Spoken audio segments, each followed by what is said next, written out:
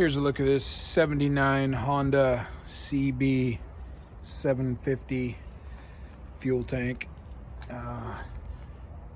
Came in from Redding, California. You see what it looked like before. Kind of decent paint on there, but definitely rusted on the inside. Little ding in here that was done sometime before coming to us, just to be clear.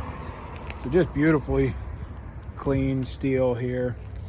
I'll show a little bit, try to explain on this a little bit of how we do this and one of the challenges. So every tank's different, and the first thing we look for, first two things, how are we going to do this, is where is the largest hole in the tank and where can we suspend the tank from. Okay, we need to have the largest hole on the bottom half of the tank, bottom portion, for drainage.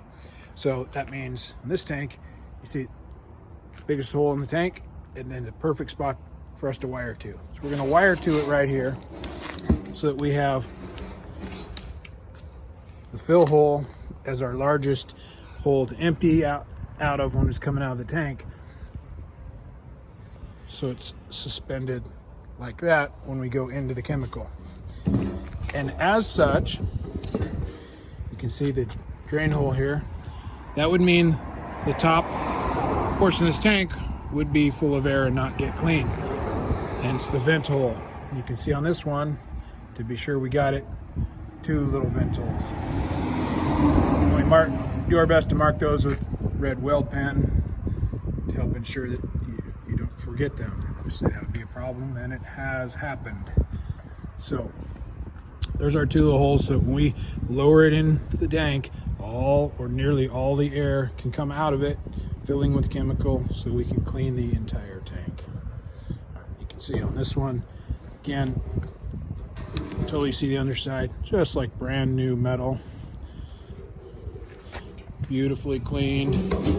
Now, inside is always difficult to show.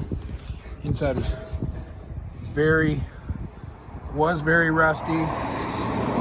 See a little bit of it. So much cleaner. Perfect? Nope. But we're gonna do the best we can. And when we put a flashlight in there, looked in there, extremely clean. Although not perfect looking like the outside, extremely clean and nice on the inside, and ready to go back to California.